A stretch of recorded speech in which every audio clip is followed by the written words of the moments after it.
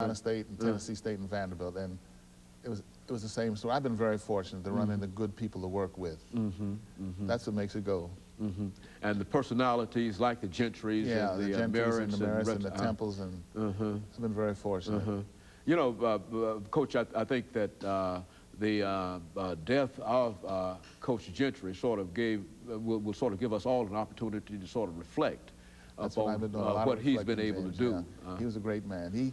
He was the type of person, gave Tennessee State a lot of credibility. He was one of the most prominent athletic directors in the country. I didn't say black or white, an athletic director, and he's received that way.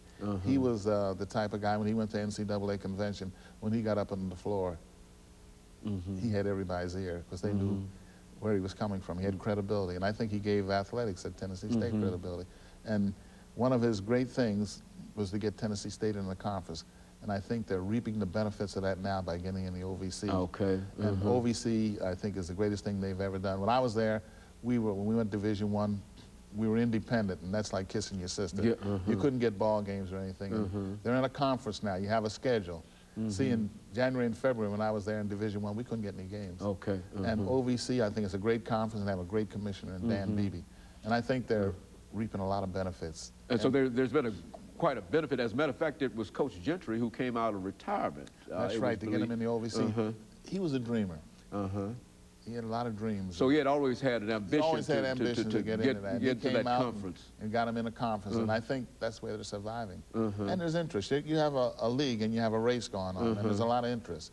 See, when we went Division I, in January and February, we couldn't get any games because the other teams were in conference and they were playing in a conference. And he had that dream, and it's true. And I have a lot of, I think a lot of the OVC, and they have a great commissioner in Dan Beebe. You know, even though you continue to say that when you were in, when you were able to win Division I, that you couldn't get any games. No, we couldn't get. But you games. played a tremendous number of games, and you played a tremendous schedule in order to come out. College division, we were able to get games. Then they had realignment. And a lot of schools, including Tennessee State, went Division I. And that curtailed our scheduling. And see, teams, we were in the same conference, Notre Dame and all those people, they're not going to play you. You go up there, but they're not coming to you. They have too much to lose. So that's what I'm saying. Notre Dame, DePaul, and people like that as independent Marquette, they could get games, but Tennessee State, as an independent, as they were, See, teams like A&T and Florida, they're in a conference. We were independent. Independent's definitely like kissing your sister. And so, in a real sense, you were out there all alone. All alone, and you couldn't get games, and when you got games, you're playing all away games. We played something like a schedule with 9 and 16, 9 at home and 16 on the road. And you go, say, Tennessee State, we played Oregon. We played Louisville. In other words, just going where you could get a game. Going where you get a game. And let's face it, Tennessee State's not going to upset Oregon at Oregon. They're not going to upset Louisville there. Drake and all those schools there. You're not going to win. And not saying anything, you know, shady, but it was just not going to upset them. The odds were tremendous. But nevertheless, you were able to do quite well as an independent. Not as well as we'd like to. See, one year we won 20 ball games as an independent Division I. We didn't go anywhere. You know, they just wouldn't give you a smile, not even a frown. We didn't even get NIT. One year, and we were in college division, and let's see, I'm trying to think, I think it was 74, James. Vanderbilt played us. And it was the year Jan Van Brederkoff was playing. They won the SEC championship. And they played us, and they beat us 68-67. But a lot of teams weren't going to go out on that limb. And when we had teams like, with the people like Ted McClain, Lloyd Neal, and Truck Robinson, Ron Dorsey, they wouldn't play us. They had too much to lose. Very good. So, in other words, you could boost your stock, perhaps by beating them, but if they... And you can't blame them. So the possibility... A fellow by the name of Roy Skinner was coaching at Vanderbilt, and he took a chance and brought us in. And we played probably one of the greatest games I ever played. I remember the game. 68-67. It was a great game, and did a lot for the city of Nashville. Very on both sides of West End. You know, Coach, I think that we've got about 4.5 minutes before we end this show for today. And let's give you an opportunity over the last few minutes that we have to perhaps talk around our young people today. I think that wherever you look, you find that We're dealing with what we call violence in society and dropouts and all of those other kinds of things. And with all of your years of experience involved in the athletic enterprise, what are some of the things that you can tell our young people? Let me say this, James. I was in athletics for 34 years. Only 4 years I didn't teach. And so I'm abreast with academics and young people. And I think one of the things right now, our youngsters, we need to work on priorities. Good. And I'll say this, I'm a member of the 100 Black Men. And they have a task, and that's trying to help young black men in particular. And we have a situation at Ross Elementary where we've adopted a school, and we started with first grade, and we're in our 4th year with those young kids, giving them wisdom and direction. And I think that's what our young kids leave. And showing them the priorities and giving them goals that they can attain. I think all those things are very important. Our young people are not that bad. I have young people every day I teach at Vanderbilt, and they're good. And I think we have to nurture and bring out the best in those young people.